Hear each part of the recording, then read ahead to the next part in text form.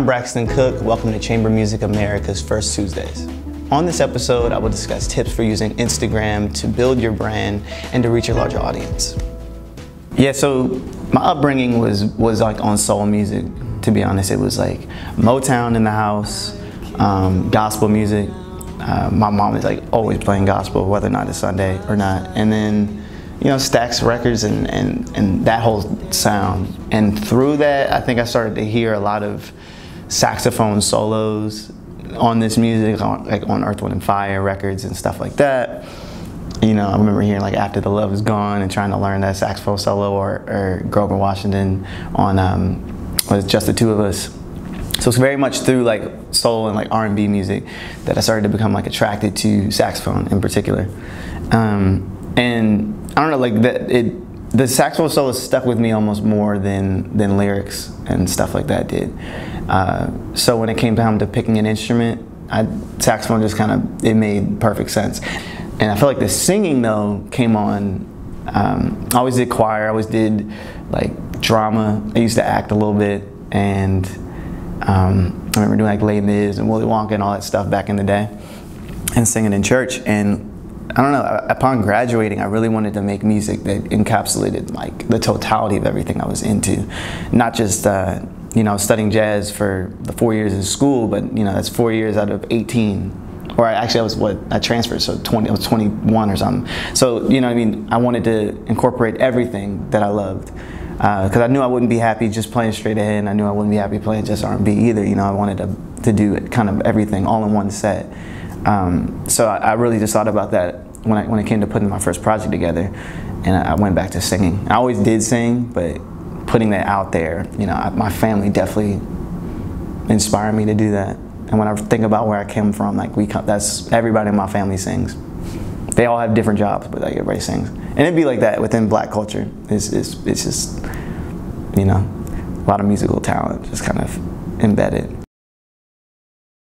When I first got on Instagram, it was just random stuff. And then when I started touring with Christian, I think with Christian Scott, around 2012, 2013, I started getting a little more serious with like trying to document these cities I'm going to. You know, I didn't just want to just be there and not show it to the rest of the world, I guess. You know, it's like, we're in Paris, like let's go get a nice photo and try and capture it and showcase kind of what it is I'm doing.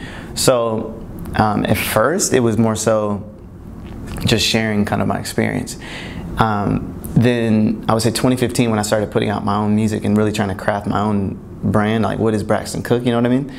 It became a very detailed plan. So like Mondays I was gonna do maybe a post to another musician I look up to, right? That I felt like was along the brand that I like, particularly artists that kind of cross genres, right? So it'd be like, all right, Mondays I'm gonna post a dope photo of maybe either Herbie Hancock or Miles or somebody in that vein, right? Tuesday, I was like, I'm gonna do Transcription Tuesdays. This is something I already do. This is how I learned music, was through copying and imitation. So I'm like, let me document my process. It's really no different than, you know, it happened to be something that picked up eventually, but it's something I do already. So Tuesdays was like, all right, we got Transcription Tuesdays. Wednesdays, I was like, you know, maybe I'll share a quote or you know, or maybe Wednesday I didn't really do much of anything. Thursdays was like, all right, Thursdays I got TBT, so I'm gonna do, since I'm touring and traveling with people, I have all this footage that I'm getting from photographers from Italy, from parents with, you know, that took photos of Christian and also got me or Corey or somebody. So I'm like, all right, I'm gonna, you know, show my experiences on the road. I'd either do that Thursday or Friday for Flashback Friday or something like that.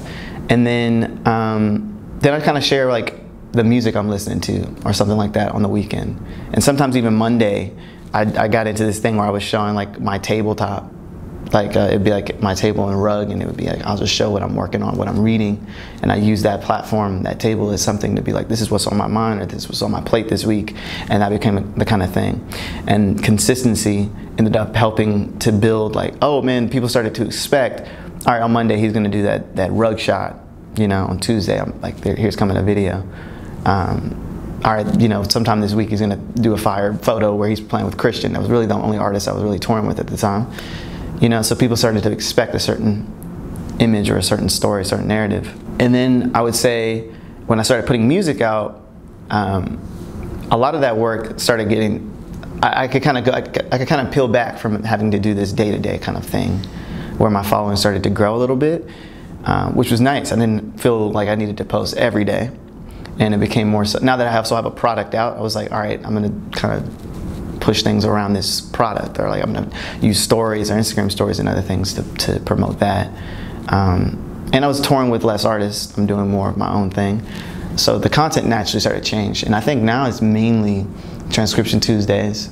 And I try and like build my brand around something that's a little more, it's obviously related to jazz, but it's a little less surrounding just playing all the time. So I wanted it to be a little bit of lifestyle, a little bit of jazz, and then a little bit of like what it is I'm doing, if that makes sense. I wanted to be a little bit of all those things. I've kind of studied other people in my field. I got a friend, Chad Brown, he posts a lot of videos. I got a friend, Alex Hahn, that posts a lot of videos. I have friends that do a lot of photo shoots, and I was like, all right, how can you blend all these so that you get a wider net and a more realistic picture of who you are? I didn't want to just have a bunch of videos, because I feel like, okay, it's gonna get a lot of, what's it called, engagement.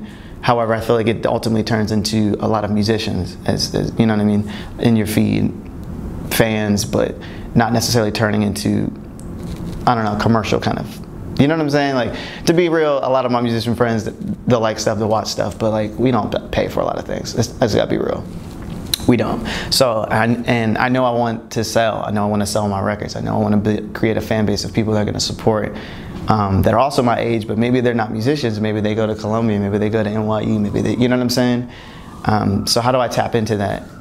And I figured visually, you know, with photo shoots, but also with the music, and also with just some lifestyle stuff, you could tap into that millennial kind of, you know what I mean, generation that's not fully musicians. They get it, but they're not just concerned with what notes I'm playing. So I'd say Instagram is like, it's definitely opened up my audience, you know, it's broadened my audience. It's allowed me to kind of get face to face with the customer and people that I like.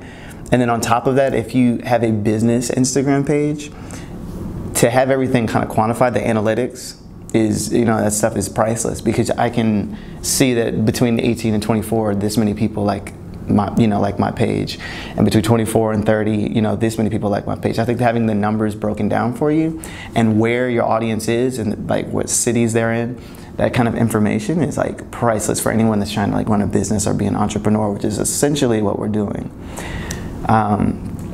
So yeah, that's been very helpful. It's helped me figure out where I need to tour, what cities are the most crucial. With using Instagram stories and having that swipe up capability, which I think is only, you know, allowed to certain users that have about maybe 10,000 followers or something like that. But having that capability has helped me sell music and sell products like directly to my fans. And it's helped immensely. I can literally post this ligature on my page and someone writes me back on my story, you know, in like 30 minutes. And I could sell it, you know. So it's, I don't know, it's just connects me with like customers without a middleman. Yeah, so starting out, like to grow my fan base, I knew I had to post, you know, almost every day. Like I might have skipped a Wednesday, but like I said, Monday I was posting my rug. Tuesdays it was the Transcription Tuesdays, and Thursday, Friday, you know, I had content for each day.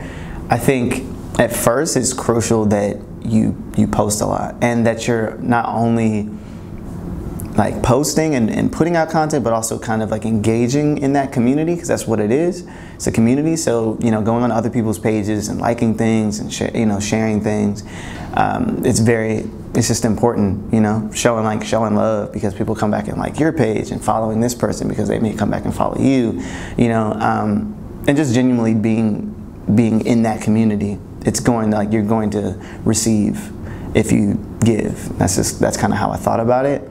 It's gonna take a lot of time. It's what it was, you know. I was just like, you know, you're on your phone scrolling and liking stuff, but that's kind of what it is, and it all kind of comes back to you. I think everything that you write under the photo, like, it is important. I think obviously it's a visual platform, so like the photo itself, I think should be captivating, should be dope. But it really depends. I think ultimately the key is like honesty, right? It's like, it's this transparency that people want to feel like they understand where you're coming from. I've written posts that are like super long, you know, literally about my proposal to my, you know, fiance. It's like people say you should never write that long on Instagram. That's for more of a Facebook thing. But, you know, the highest likes I probably, you know what I mean? It's like, it ranges. And then I've had some where they're very, very short, but to the point. And I think it's just a matter of tapping into how you really feel and being organic and having a perspective. Like, that's important. As an artist, as a person, it's having a very clear kind of perspective. If you're like a very fun-loving, blah, blah, blah kind of jovial person, I think you need to find and figure out how you can capture that visually and with words. And if you're a very serious, stark person, and that's your brand, you know, real strong and whatever, then I think you got to figure out how to capture that visually and how to capture that in words. I don't know if that helps you, but you know what I'm saying? It's like, and I don't think it should be mixed up. It's weird to be very serious text all the time and then like everything fun loving. It needs to be consistent, I think, and it needs to make sense. So I think about that as far as my tone, as far as my perspective, you know what I'm saying? I think you always want to be communicating a narrative of some sort. That's crucial. Like, that kind of goes back to like day one, I think, brand and how you want to present yourself. I thought about that before, you know, when I started putting music out, you know, before everything. It's like, let's go back to the drawing board and figure out, what story am I trying to tell? You know, who am I trying to connect to? And truth be told, I'm trying to connect to that 15-year-old Braxton. You know what I'm saying? Like that, a middle-class kid trying to figure out what he wants to, what he wants to do, and a lot of people can connect to that. It's not, you're not trying to connect to everyone, but you're trying to connect to a very specific thing that actually is really true and genuine, that surprisingly is going to connect to a lot of people. You know, when you dig just a little deeper, if that makes sense. Whatever, like whoever that is. If you're from a very disparaged community and like you're trying to come out of this, you know what I'm saying? Like if that's your narrative, like I feel like you should really try to connect to that, and everything will kind of grow out of that. Like, you know what I mean? It's like the nucleus, because your tone and how you write about things is going to come out of that. The imagery is going to come out of that, and the music and the narrative or whatever art form you're in, it all kind of stems from that feeling and that very, I don't know, deep identity of who you are, you know, and ultimately who you want to sell to. If we're talking about selling things, it's like who you want to sell to. I know I want to sell to like who I went to Georgetown. I went to like almost an Ivy League type school. I know that community. I know that's like who I kind of want to market to, whether or not they play saxophone or instrument or not. It's like, or you know what I mean? I want that kind of young but kind of intelligent but like kind of like collegiate student, but like also, you know what I mean? But like kind of hip too. You know, I want that kind of market. So you have to think about that kind of thing, yeah. So one capability that Instagram, even Facebook has, is an ability to sponsor an ad or sponsor, like, so if I'm trying to sell tickets to a show or something, I don't just have to make one post, and if you don't have the swipe up capability, you can just make a post and then sponsor that by putting some money behind it, and it will campaign for however long you want, maybe a week or so. When I do it, typically my manager does this, but I think it's about, he puts a few $100s or a couple $100s behind it, and we'll sponsor it for up until the show. It's typically, we do it for live shows, and we use content, like visually stimulating content, but it's typically a video. I think video is kind of the way of the future. I think while photos and posters are cool, I think people, particularly if you're, you know, doing something like performing, people want to see what it is you're about to do, you know? So get some video content, splice it up real quick if you have a video friend or someone that works in editing. Just edit together a quick 30-second or minute-long video. Put the information, necessary ticket sale, whatever information on there, and then use that content to push tickets like up until that point. And then just be very specific about the demographics. If I have a show in France, which we have coming up, it's like, all right, let's there's ways of marketing through there where you can focus on that region, so you're not necessarily pushing tickets in New Jersey, you know, so people are, you know what I'm saying? So it's like, it's more so focused around the locations you're trying to move the tickets or whatever it is you're trying to sell. Well, firstly, I think one of the big challenges, which is very related to what we've been talking about, is like focus. Because there's so much to do. There's so many different avenues that are taking your attention. Instagram and social media being one of them. I think it could, even for myself, I think it's important to like really try and plan out what it is you're gonna do so you don't just like end up wasting so much time on each one of these platforms. You know, try and really like make a schedule, like, all right, I'm about to deal with Instagram during these hours or deal with, you know, social media during these hours, so that I can go out in the world though and do, you know, what I need to do, so that everything I'm promoting and talking about like has some weight in the real world. And that's the piece sometimes that I feel like, at least my generation, we forget. Like, I still need to go out here and make these connections and talk to this agent so that we can make this tour happen, or I need to go out here and talk to this PR person so that we can make sure we get this press that we need for the rollout on this project. You know, it's like there's certain real life connections and conversations and stuff that has to happen so that everything else you're talking about and promoting that's all shiny and everything has some weight. You know what I'm saying? So it's like we have to be very conscious that like that the real world is matching up to the virtual world and everything. And that's something I try and be very like conscious about. All right, this is what I'm doing like today in the real world. All right, now this is my Instagram. I got to do this, you know, and like really try and separate the two and break it down. For more information, visit braxtoncook.com, and for more on CMA, visit chamber-music.org.